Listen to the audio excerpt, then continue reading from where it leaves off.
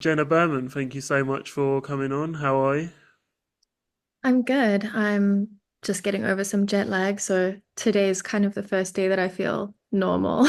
Really? Where have you been anywhere nice or Yeah, I was just at home. I'm from South Africa, so I was oh wow. just for a month, and yeah, it's quite a big time difference, so Mm. I'm feeling it. Yeah, yeah, no, I'm sure. How was it going back though? Did you enjoy it or was it a nice revisit? Yeah, I loved it. I got to see my family, and it's always hard for me to leave and come back to this Mm. part of the world. It's Yeah, yeah, like I'm sure. universe, but yeah. Mm. Are you comfortable where you are now though, or would you rather live at home still? I'm comfortable. I couldn't live there. I've kind of built up my life here. Mm. Um, but it just feels like two different universes, you know. Mm. I live here. I live in Vancouver, Oh um, wow. coast and the city, and I love it here for Mm. so many different reasons. But there's nothing like home. So Yeah, I'll yeah. always have that in my mind that Cape Town is just my true home. Mm. Yeah, no, of course. I mean, it's a bit of both, isn't it, really? Between both worlds. So, yeah. Definitely. I mean, how did the acting start for you? Where did that all come in for you? Um, I actually never really thought I would be an actor. I started doing kids' TV commercials and catalogs when I was in South Africa. I was about 10 years old, but I didn't really know you needed a skill or that people thought you had to be cute or whatever that was. I just knew that it was something you could do after school and they paid you. It Mm, was like going to dancing lessons or singing lessons, which I liked all of those creative things. But for this one, they paid you to do it. And I thought that was just wild. And I wanted to make money as a 10-year-old. So I signed myself up at some agency and I think I booked the first audition I went to, which was a Super Soaker TV commercial. mm, And they just gave me so much money that I was like, this is so much fun and I can't believe this is happening. But yeah, then I went on to do more kind of mainstream modeling as a teenager. My family moved to Canada and then it happened organically when I moved to Vancouver. My modeling agents just said, well, why don't you try acting? I'm mm, sure you look a line or two, you're cute enough. And I thought it was a really good challenge to learn the American accent because I could not do it. mm. Now I can do it Yeah, quite you sound well. pretty South African, to be fair. Yeah, I Yeah. mean, I can switch into a Canadian accent if I need to, or an American standard American accent, pretty easily. It kind of depends on what kind of a day I want to have. If Mm, I want people to ask me very many questions, I just talk like this, and mm, I go a little bit more American. But yeah, when I'm just relaxed in myself, this is more how I sound. mm. Yeah, no, of course. I mean, at least for Evie's character in Earthboys, you didn't really need an accent or, a Oh, voice, did you? I mean, yeah. no, I didn't need any of those usual things that I worked so hard to get right, Mm, which was it was mind-numbing. Kind of my brain couldn't go to all of the usual places that I'm used to going to, and so my brain kind of didn't know what to do sometimes. But yeah, definitely didn't need to work on the accent for Evie. mm. No, of course. I mean, how did this character, come about for you? How did the role, come along? Was it through word of mouth or was it auditioning? How did it happen? It was an audition. My manager sent it to me, and I read the character description, and I immediately kind of thought, I know exactly what to do, which sounds quite arrogant or um, I guess I'm not sure how it sounds, but that is how I felt. And as I was doing the scenes, I was kind of sinking into this way of being that I have worked so hard not to do. Um, it's Yeah. really difficult to describe it, but I felt like I was shucking off all of the things that I I trained so hard to do to fit into the world. Okay. And there were kind of moments where I had a little bit of fear, I guess, because it felt so comfortable. Mm, And then I had these moments where I thought to myself, well, am I actually allowed to do this? Is that actually what they want? I really can just do this. But there was a bigger instinctive part of me that knew it was the right thing to do. At least if I was going to be booked for the role, that is how I would do it. And that's what felt genuine and authentic to me. Mm, But yeah, it was just an audition that my manager sent me, and then I sent in the first tape, and I didn't hear anything back for a few weeks, but I didn't really think about it. yeah. I don't really think about auditions after I do them, which is a blessing. Mm, Um, I know some people really ruminate and they want to know who got it or what's happening. Um, but when I got a call back, um, I knew that I was going to book it. And there's mm, a few times in my life where I just, you know, something is so in alignment and you just feel it and there's no nervousness. I wasn't nervous. I wasn't anything. I just felt it was right. mm, Yeah, it was just an yeah. audition. Wow.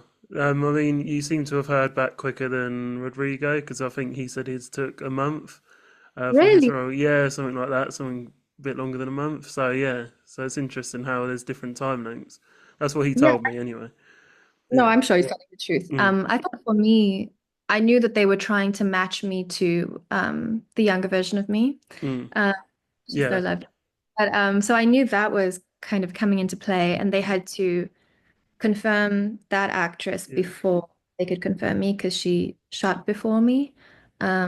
So Was I there thought two EVs or was there three? I'm trying to remember how many there were. two, as far as I Two. know. Yeah, yeah, yeah. Yeah, There probably could have been three. Um, probably, yeah, yeah. depending on how far into each timeline they wanted to go. Mm. But yeah. What did you have to do in the audition, like specifically? Was there much that you needed to do? Just out of curiosity, really. Um, Yeah, there was actually. It got the script changed a lot as mm, we were filming, and even as I was doing the audition process, things were changing. They were looking at what was working and what wasn't working in the audition tapes. And so I mean, there's going to be spoilers here. mm, Um, the scene where you see Evie after the Charlie situation. mm, Um, that was one of or there were three scenes. The mountain lion was one. yeah. Um, but yeah, the Charlie situation was the last one, and it was written quite differently than how things played out in the end. It was a little bit more explosive, um, and obviously very emotional. Mm, yeah. So, but yeah, there wasn't, of course, with Evie, there wasn't a lot of dialogue or language, more so responding to what's going on around you and the people around you. Mm, Mhm. But again, it somehow felt very comfortable for me to mm. respond in that way. Yeah. No, I feel bad for, like, obviously, I think we all would feel bad for Evie because of how traumatized she's been throughout, her life in the show. So yeah, yeah. Definitely. And also, well, she's on the spectrum, and of course has PTSD from Mm, everything been through. Um, but there's actually a lot of interesting overlap between PTSD and autism. And there's a lot of evidence, even though it's largely understudied and quite neglected in research, especially with girls, there's quite a lot of evidence that an autistic brain is much more affected by PTSD mm, than neurotypical brain. A mm, lot of autistic brains think more in pictures, and so flashbacks can be a lot more vivid, and there's a whole slew of things that goes into it. But yeah, it hasn't really been analyzed properly, but there's a huge intersection that's quite interesting and mm. understood. Yeah. I mean, I can relate to the autism bit. That like, I mean, being on the spectrum myself, I can relate to that. I Mhm. mean, but there's sort of different levels on it, I suppose, because there's people that don't speak. There's sometimes people that speak a lot, and there's sometimes, there's a lot of different levels of how we all handle it. Um, yeah. I think 30% of autistics are nonverbal. Mm. So How many? it is What percentage did you say? Sorry, 30. 30. Oh, okay. Yeah. Yeah. Um, which is tough because the the more visible. cases of autism are usually what's portrayed in the media. Mm, And so that gets to be this one stereotype that people are seeing of people on the spectrum, but um, that isn't necessarily a normal or an average or a common experience of being on the spectrum. mm, Most people on the spectrum are verbal. yeah. Of course, it's also very different between boys and girls and the way that we're conditioned and the tendencies that we have and how we mask in the world. But yeah, Evie is definitely a specific case. Yeah, yeah, no, of course. How do you feel autism is sort of being portrayed on TV at the moment? Do you think there needs to be a wider variety, for each individual, or do you think it's a bit too much about, like, I don't want to discriminate their disability because, it's not their fault, but do you think it's a bit too much about people not speaking and, or do you think it needs to open up a bit more? I think it definitely needs to open up. I mean, I think we need to open up representation of a whole variety of things. Yeah, yeah. But it's hard because, first of all, I have to be honest, I am not good at watching TV or movies. I haven't watched a lot of TV or Okay. movies. I'm not entirely sure how or even if it gets portrayed that accurately. I have tried to see things, but I have sensory issues with the way that I consume things, and so I Okay. love I love reading, I love stories, but I'm not that good at watching things, although I'm trying to get better. But that being said, um, I think it ties into just the way that autism is portrayed in the world and not necessarily just on TV. It's something that a lot of people don't know about. Some people might only be aware of the cliches or the stereotypes, like you said. Mm, So, do you think that showing a wider variety of what your experience can look like on the spectrum mm, would help a lot of people? Because there are tons of people that don't know they're on the spectrum, and it can really open up a lot of life to you when you do know what's going on, when you know how your brain works, when you know that there's nothing wrong with your brain, it's just a different neurotype, and that you are necessary in society. I think that could help a lot of people. mm, mm. Yeah, no, thank you for elaborating on that because I think it needs to be discussed more, really, in my opinion. Yeah. Definitely. So, would you feel you relate to Evie's character as well? Yeah, I do have autism. Okay. Of course, they say if you've met one autistic person, you've met one autistic person. Everybody is different and everyone portrays differently. And then, somebody's internal experience might be very different to how they present on the outside. So even the language surrounding autism is changing. People talk about level one, level two. Um, but the problem with those things that they're realizing is that it portrays how someone presents to you. It's other people's experience of you as an autistic person. It doesn't talk about your experience on the inside, which might not be mild.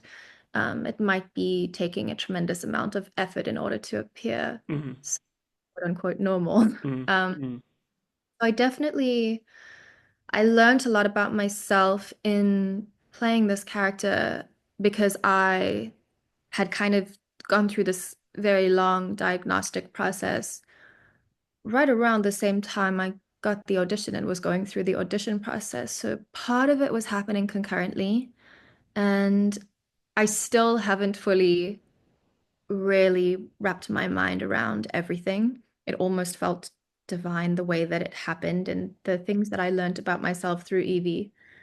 It is definitely the most special experience I've had wow. with a character or in this industry. And I definitely, I mean, we all have trauma. But I definitely have some things I've gone through that are not the exact same as Evie, but for some reason, I just felt like I fully understood, Mm, and I felt completely confident in taking care of her experience and um, yeah, presenting it to whoever was going to watch it. yeah, no, of course. I mean, so it seems like you relate to a character, like you were saying. So I take it you would have stayed in character in between the, takes of portraying Evie as well, almost, or not really. How I would you mean, say that? no, I think I did, not as a conscious choice of doing things in a specific way, but I think Mm, that my experience playing Evie was so insular and um it, it probably didn't look like it from the outside, maybe to people on set, but I was having a lot of internal struggles of feeling like I wasn't acting for the first time ever while we were recording. And then when they yelled cut, then I had to go back to acting in a way mm, and quote unquote normal when I felt so comfortable being Evie. And I had to rewire my brain in order to act. So I think the biggest hurdle, even though it was a luxury in playing the role, was telling myself the opposite of what I've always told myself, because I've always told myself subconsciously, you need to fit in. You know, you look at other kids when before you can even realize that you're doing this, you look at other kids and you don't feel what they feel, you don't enjoy doing what they're doing, but you make yourself do it anyway so that you can fit in. And that's an instinctive thing. That's quite a primitive thing that we do to fit mm, into our community. And so I have this conditioned urge to blend into the people around me a lot of the time. mm, And I had to actively work against that in order to be in a scene where everyone's talking or everyone's doing something. And I had to remind myself, no, you you don't have to try fit into that. You're not meant to. Evie mm, doesn't, um, whether she doesn't want to or she isn't capable in that moment, it doesn't matter. She's not doing it. mm, So, it felt quite vulnerable, but it also felt, yeah, it felt like a blessing and an indulgence. And I mm, don't know if I would have been brave enough to have those experiences just in my normal life at that time. But it taught me a lot about myself. mm. Well, yeah, it must have been very challenging, like because, like you said, you're autistic yourself, and so am I, and I mean, we all know how hard it can be to be in that environment, as ourselves as well. So A group environment. yeah, yeah, yeah, Yeah. and yeah, just socializing in general, I think. Socializing in general. Mm, What a thing. yeah, Yeah. It, yeah. so it No. was a weight, kind of a weight off my shoulders, if I'm being completely honest. Um, yeah, I just felt completely comfortable and it was very unfamiliar. Yeah, yeah. Um, did you have to do, any special research to play Evie? How did you get into her mindset? I mean, I know you might have covered a bit already, Mm. but yeah. I felt like the through going through the diagnostic process myself, I think a lot of the research was naturally occurring in my life as it was happening on set as well. I read a lot of really good books, and actually, before I even got the audition, I read this book, Living with PTSD on the Autism Spectrum, Okay. um, which is quite specific, Yeah, yeah. by Lisa Morgan and Mary Donahue. And it's a collaboration between a practitioner and a patient on the experience of one woman with Mm. PTSD autism in the world. And I found myself underlining way too much of the book. Okay, okay. The book was great. And I've been in therapy for a very, very long time. Mm, Through hard times and through good times. I feel like that's created a foundation of information on a lot of the things that me and Evie do relate on. mm, So I, yeah, I felt like the things in my life were in a way coming to a head with figuring out this diagnosis. Um, and it naturally lent itself to playing Evie. So I didn't really have to go into some different place to research it. It was quite congruent. mm. Okay, okay. It's still a lot to take in though, I'm sure. I'm sure you still, like you said, you did a lot, Yeah. and the book must have been quite full on to read as well. I mean, the book, it's quite open about the fact that these are the issues that exist, and this is what we know so far, but we don't have a best practice for this because it's so understudied. Yeah. There isn't really an understanding of how to help a lot of people. The Right. understanding these things, it's not really there. Mm. So yeah, I hope that more books are written Mm. about these. Yeah. How recent did you start therapy? Is that like a has that been an ongoing thing, touching base on that, or has it sort of been well acting? I Um, think I've done it a few times when I was younger, but not in a very serious way. But mhm, I think I really started going more consistently about 10 years ago. mhm, Um, I mean, at that time it was more about, typical 20 something. Oh, I have relationship problems. How do I fix this? And it's all about mhm, boyfriends, problems. But then I really started going more consistently in 2018. I lost my brother, mm. and that seemed like a pretty good reason to go to therapy. Yeah. No, of course. Yeah. And I've kind of kept it up since then. I think it's something helpful to do, even when you're not going through something acute and traumatic. I think it's something that everybody can benefit from at Mm. any point of your life. Of course, it's a luxury, it's expensive, Yeah. uh, but I think it's one of the best investments I've ever made into myself. Yeah. Yeah. I mean, even doing that within itself is challenging as well. I mean, like I sort of feel like it would be good to do something like counselling or therapy, but it's getting yourself there. Is making that first step to sort of just get on and do it and not be sort of not shy, but not have anxiety about what you need to talk about. It's trusting the whole process. Yeah. I mean, it's their job to facilitate that and to lead you where they think you need to go in the conversation. Mm, But I think it's also about finding the right therapist for you and mm, um, really knowing.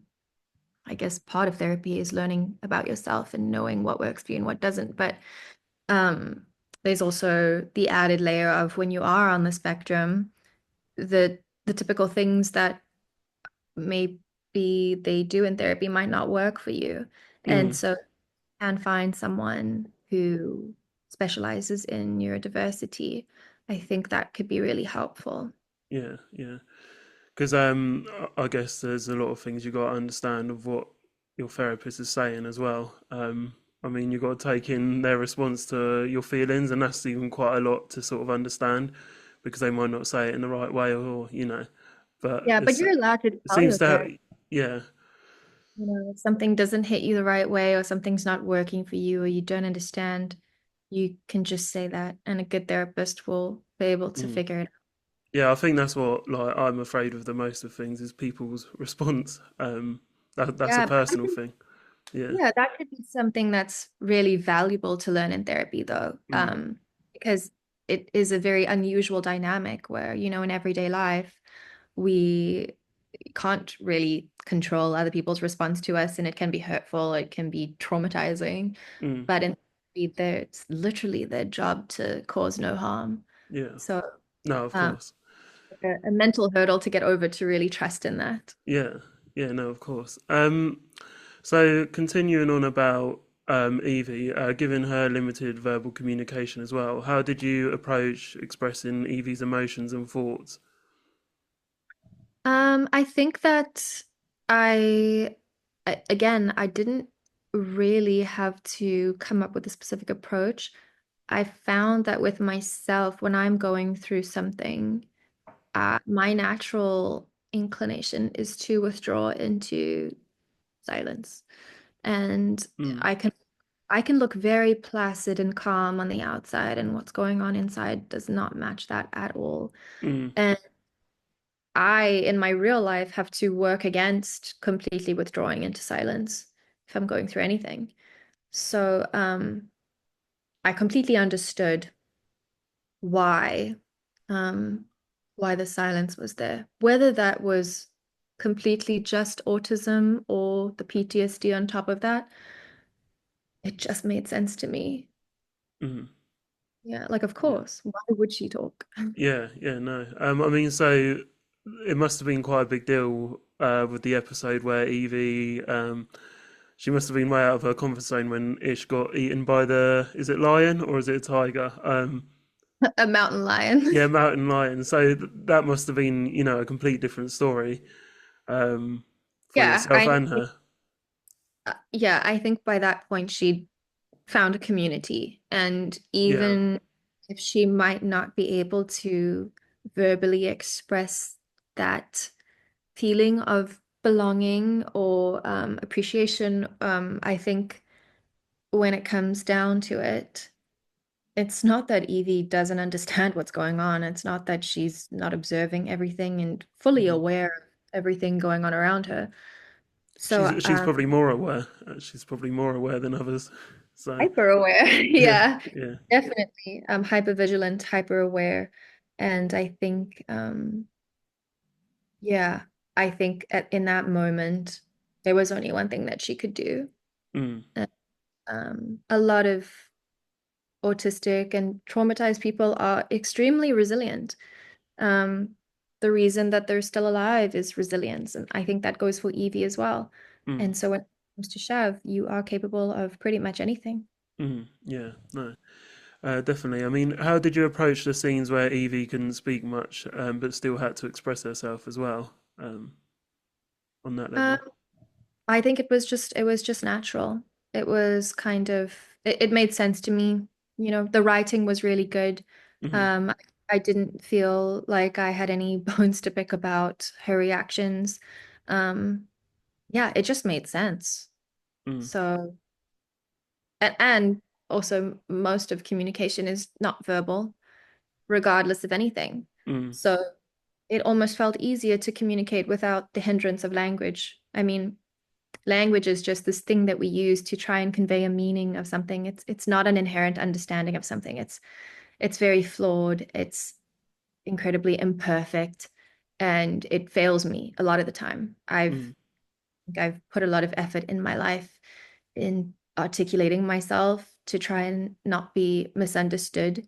And I love language in that way. I yeah, think the better you can use it, the better you fare in the world. However, I don't think language is the most accurate or efficient form of communication. mm. Okay. What's your reasons sort of behind that in more context, do you think? I think that it's just the way that my brain works. I think I've become quite hyper focused on language and verbally expressing myself. Again, like I said, because I think I've been misunderstood so many times that I really Yeah. try to, and in my mind, having very accurate language can help you with that. But of course, that's not true. We're always going to be misinterpreted. Mm, But my brain just works in a way where I I struggle to put my thoughts into words. mm. I'm struggling right now. Okay. No, you're doing really well. You're doing incredible actually. If it Yeah, was the other way around, I wouldn't know where to start. If it was you asking me the questions, I'd be like, where do I even go? So yeah. I mean, I know I'll think later that I completely didn't express myself. I wanted to say this. I should have said it like this. These are the yeah, words I should overthink it. Yeah, yeah. have And been there's more accurate. yeah. I mean that'd be even what I do. I'd be like, I wish I elaborated on that, or had more questions about I what you mean, just that's said. it's human nature and it's Mm, hindsight and it's natural. Um, but yeah, I my brain thinks in a very abstract way. mm, And I think it is a reason I love poetry so much. I love an abstract way of communicating. I love art. I love visual art. Um, for that reason, I think it communicates what language can't. mm. Okay. Well, thank you for sharing that. It's impressive what you know, and what you've detailed for us because there's so many things we learn. It's it's just real, isn't it, to It's a lot, understand it. yeah. And I still know nothing. I Mm, mean, I've picked up what I can from leading. experts who write books, and even they know that they don't really understand anything yet. Yeah, yeah. So there's a lot to learn. Yeah, it's pretty incredible actually if you put it that way. It's yeah, it's always going to be that way. There's just going to be more and more things that come up. So Yeah. yeah. Um so did playing Evie change the way you think about community and survival? Yeah, it did. Um, Specifically when it comes to community, because I think for myself, I've never really understood community. And I think that's a product of me having moved around for most of my life and not really feeling like I had a very strong foundation around me.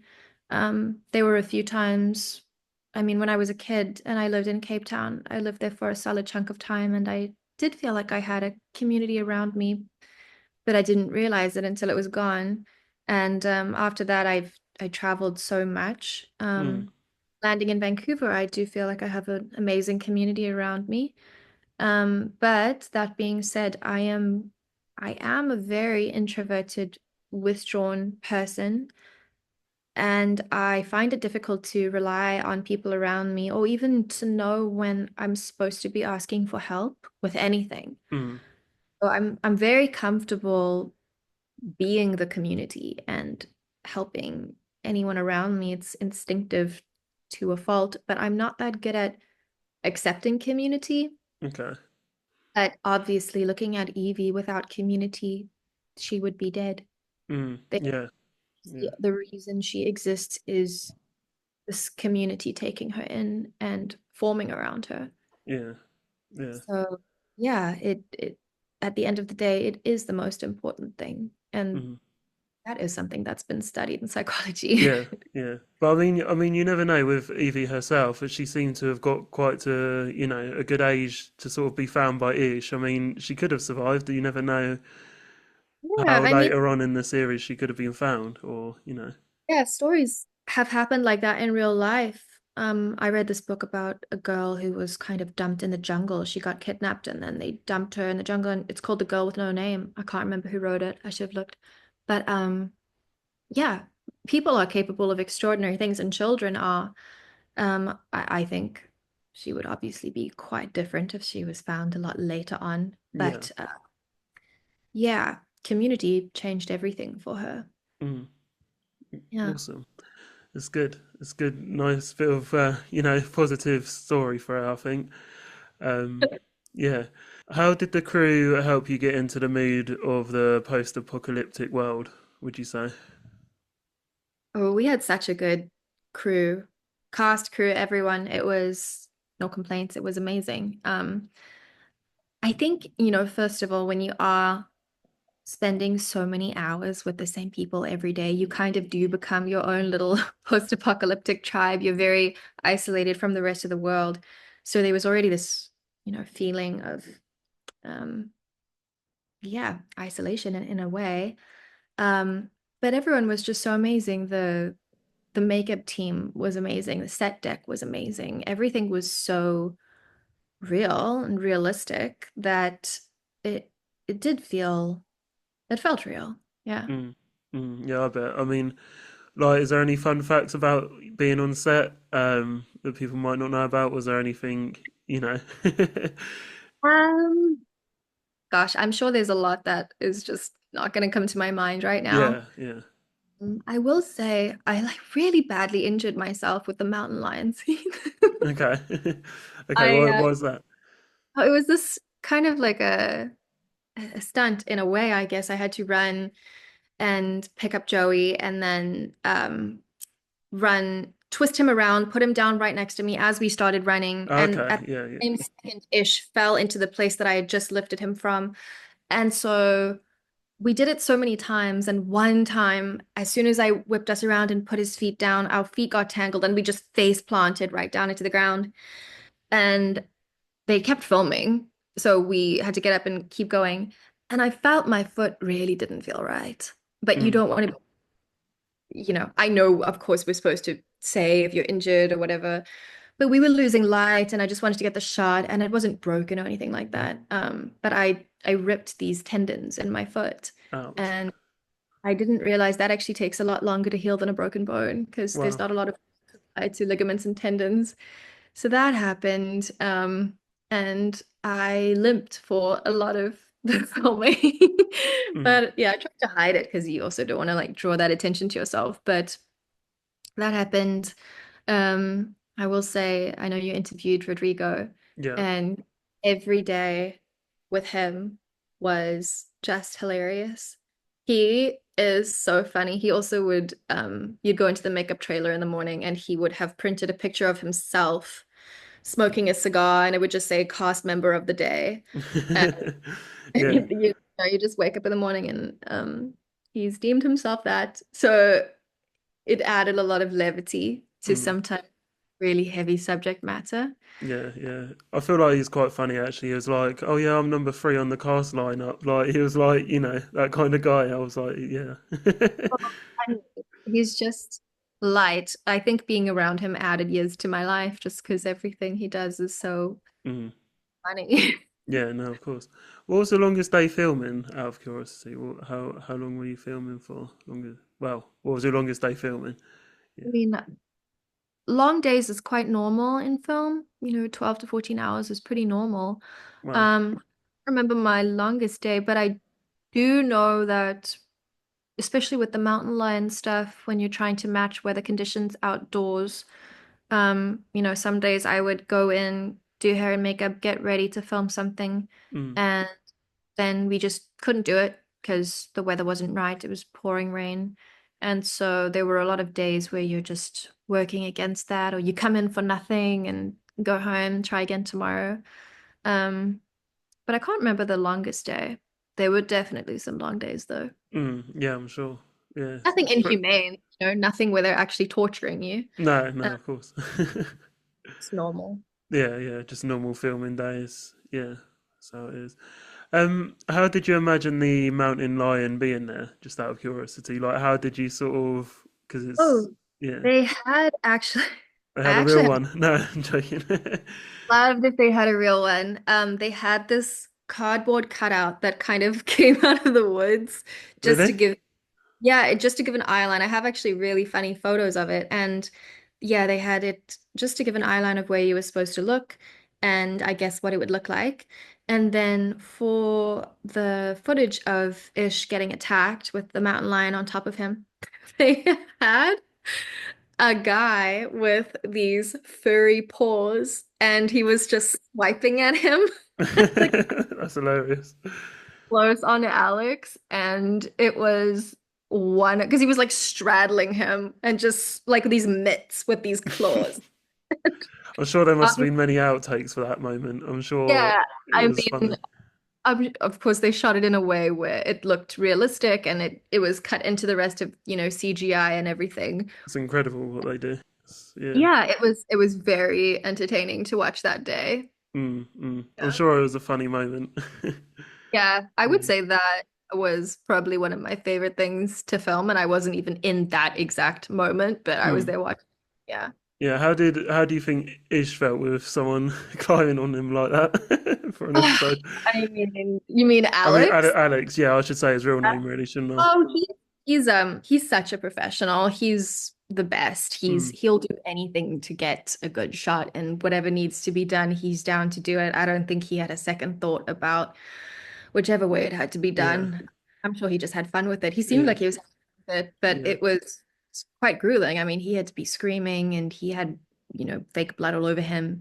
Mm. So I think when, that I also was screaming that day. So I think after that day, we were all just Knackered. exhausted. One Yeah, wanted to. yeah.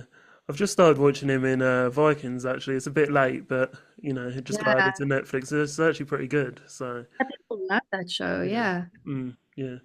No, Oh, it's he's good. great. I've got a few more questions. So what do you think Evie represents in the post-apocalyptic world of the story? I mean, yeah. Mhm. To me, I think Evie represents this innocence. Mm, And purity and what needs to be protected in the world. Not that Evie doesn't have her flaws, we all do, Mm, traumatized or people are just people at the end of the day. But I think she represents this, yeah, like what you want to protect in the world. And I think it's such a philosophical show, especially with morality. And, when Charlie comes in and the group has to decide what to do about things, Evie is the catalyst for that, of course. And it's like a moral, not so much a conundrum in my mind, but it brings into question all of those things. mm, I think that Evie represents that innocence that should be protected, that naivete in a way. And I think, um, yeah, she's a catalyst for people to ask themselves those questions of how far do you go to protect that and what is it worth? mm, mm. Why do you think? Because it wasn't covered very much as well. Like when the whole Charlie scene happened. Why do you think she was calling herself stupid for that reason? Is there more of a storyline to that side of it? Well, I think that for a lot of survivors of sexual abuse and all kinds of abuse, that the tendency is to blame yourself. Yeah. It's not it's not that it's logical or makes sense. It's that I mean it is conditioning, especially with women. Yeah. Um, yeah, I think she blamed herself. I don't think Evie understood why that happened to her. Mm, I think a lot of people can't understand why that would happen to her. yeah. Um, and I think that when Charlie noticed her and she got that attention from him, that's something that she's never experienced before. Mm, mm, And she didn't know what to make of it or how to receive it or what it meant. mm, And so in the beginning, I'm sure it felt positive to have this man notice you, and he's the leader of his group, and mm, he's charismatic, and he's all of these things, and he's there to help you. He's helping us find water. He's basically a hero. mm, And so I'm sure the way that Evie sees Charlie in the beginning is in quite a positive light.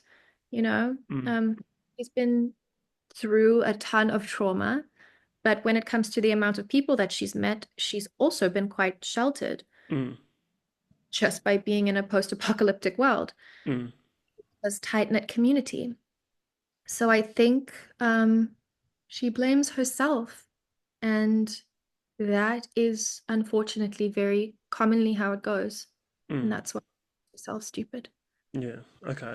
I wanted to pick up on that question, but it might have been a bit of an autistic question there Oh, I don't on my side. It's Um, open to interpretation as well. I yeah. mean, maybe maybe he called her stupid. Mm, We don't mm, get to see in that scene exactly mm, what had been said in the way that he did. So um yeah, it's definitely open for interpretation. For me, that was the way that I interpreted it. mm, There are other ways that would be completely valid. mm. Okay. Yeah. No. Thank you for sharing that. So on a more personal note towards you, what would you do if what would you, wait, let me read that. Sorry. So good. um, what would you do first if you woke up into a world of Earth abides? Like if I woke up and like most of everyone was just dead. Yeah, yeah. If you was in Isha's situation. I was in an issue situation, what would I do first? First, I would look for my cats. Okay. Yeah. Favorite pet. Yeah, I would look for my cats. Of course, check on family, friends, loved ones. Yeah. But I'm going to pull from what my dear friend Hillary said at the premiere. She was on the red carpet and she was answering questions, and they asked what her main emotion would be if this happened, if the apocalypse happened. And she said she's gonna hate that I'm bringing this up. She said relief. And it was such an honest answer, and it was so refreshing because I agree with her. It's not what I said on the red carpet, but I also would feel relief at this unsustainable world coming to a stop. It's, of course, it ties into what happened with COVID. And um, it's not that you want people to suffer. It's not that you want people to get sick. It's not that you want people to die. But we feel powerless in this world at stopping this endless consumerism, this capital, everything that's just unrelenting and completely unsustainable. The way that the world's going, climate change, governments, it's completely chaotic. And a lot of people feel that and you feel powerless. So there's a sense of relief if all of that was to just come to a stop. Mm. And I definitely think that that would be a feeling for me. Wow. Yeah. No, that's good. That's I like that. I like the way you I put mean, that. I felt that during COVID. Like I said, it's not that you happy anyone's sick. I was horrified that people were going through what they were going through, and I lost people, and um, so that part of it, of course, terrifying, Mm. traumatic. But when I stopped doing everything that I was used to doing every day, and I was in lockdown, my mental health skyrocketed. Yeah. I got happier, and part of this is also being autistic. Mm. I got happier and happier the longer I was left alone. Yeah. Yeah. Do you know what I actually felt okay during lockdown? It's what I liked. Love it. I want Yeah. another lockdown just for myself, Mm. for no apparent reason. I just want to lock myself down every now and then just Yeah. to get to do all of those things. And, I think all of the things I enjoy doing, I do alone. And I got to do that. Mm. Mm. I can That- relate to that. Yeah. Yeah, Yeah, I'm definitely. sure. Yeah. Like, I guess even like other people not on the spectrum, I guess they still enjoyed it as well. So, I mean, everyone has a People, different yeah. view. Yeah, it was such an individual experience for everyone, I think. I know a lot of people that really enjoyed it and loved it. Like myself, I was completely burnt out, and it was such a relief to just have everything canceled. And I know people that it was the worst thing for them, and being isolated was extremely traumatizing, and both experiences are just valid and real. Mm. That's another thing, actually. Being autistic, do you have a lot of burnouts? Like, how do you cope with that? And, does it happen a lot? Because it's quite common, isn't it? It's hard to control. Yeah, autistic burnout is extremely hard to come back from, and it's hard to recognize what is happening when it's happening. And apparently it takes 3 to 5 years to fix. Wow. So, yeah, it's kind of like they say everyone has an energy budget for the day. Mm. And when you're autistic, your energy budget is obviously going to be different than a neurotypical person.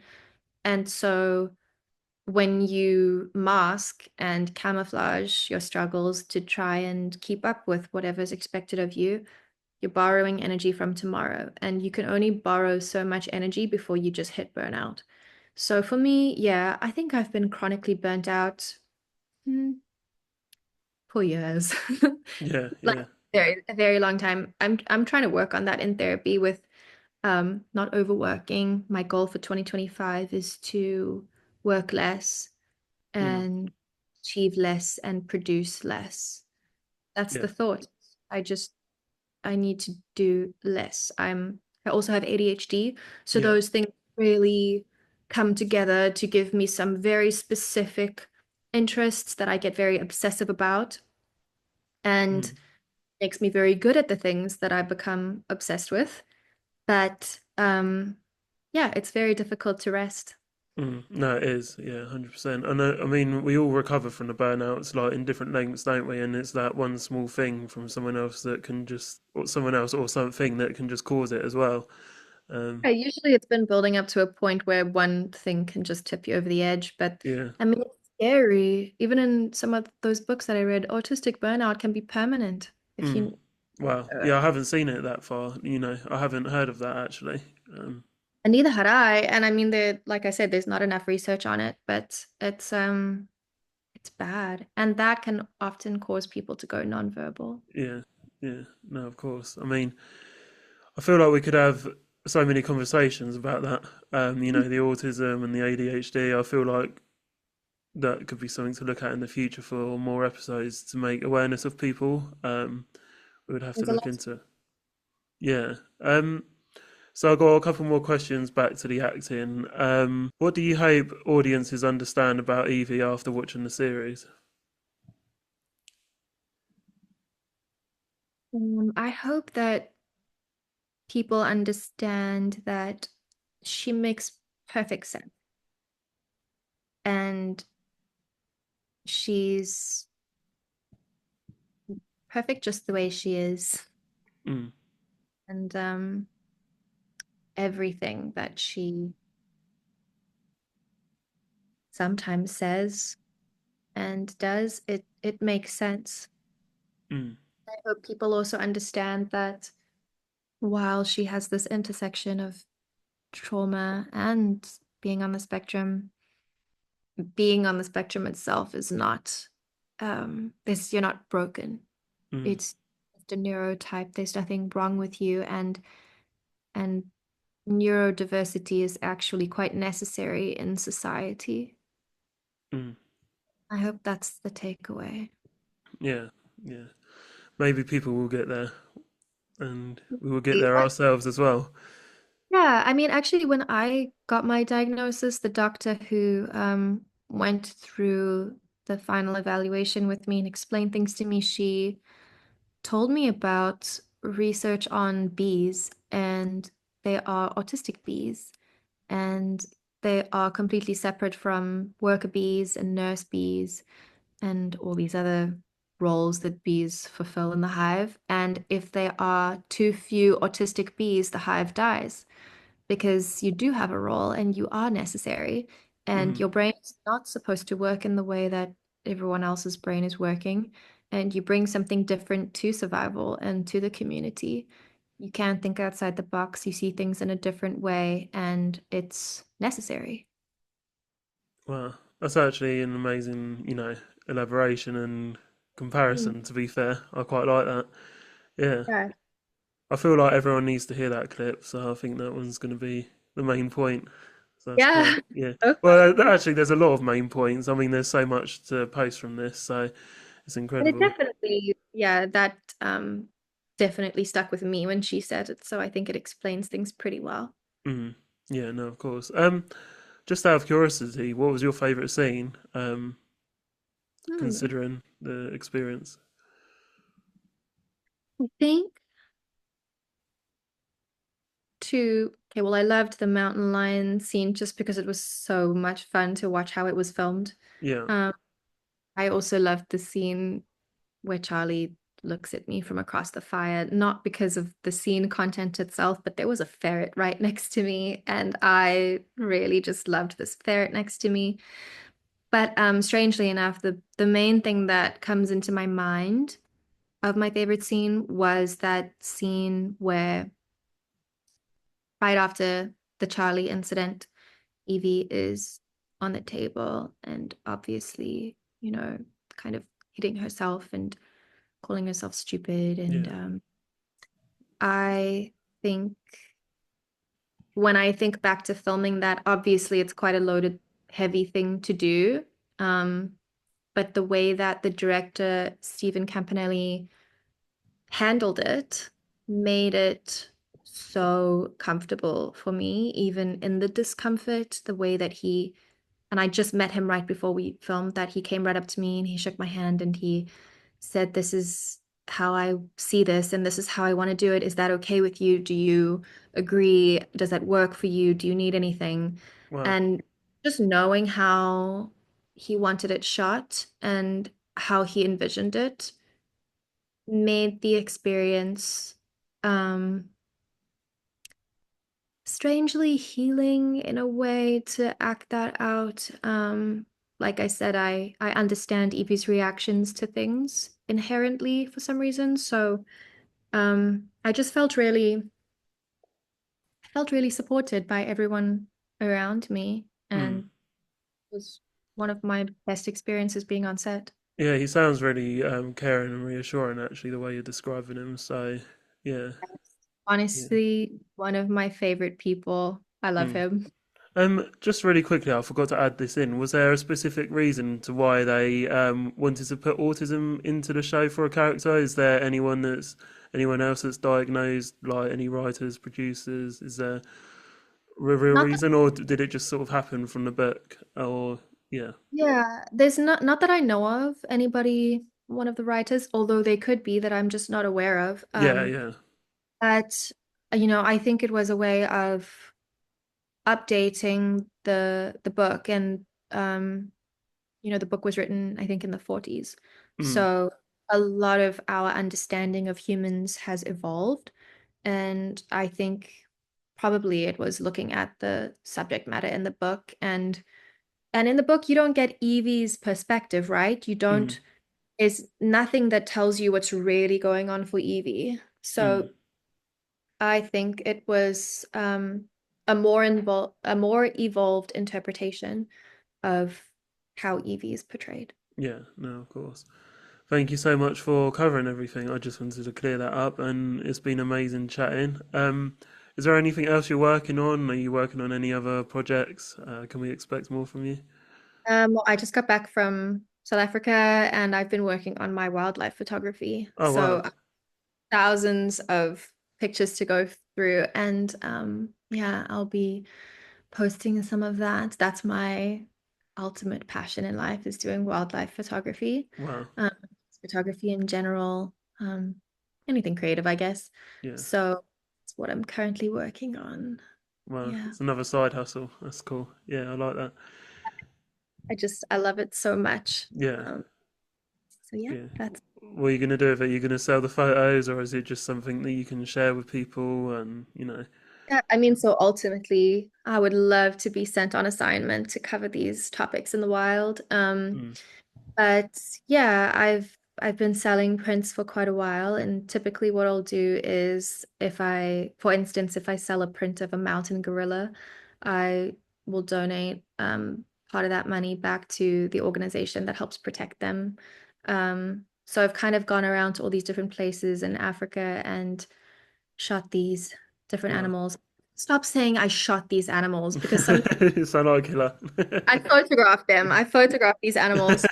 Um, and so I try to give back to specific organizations that are involved with that species, Mm, um, that area. So yeah, I do sell prints, mm, and yeah, but I just love doing it. Nature photography is my mm. passion. So, Jenna, thank you so much again. Sorry to keep on. oh, that's Yeah, great. Thank you. I really enjoyed it. yeah. No, thank you. Thank you so much for chatting. It's been really good. Of course, thank you so Thank you. much.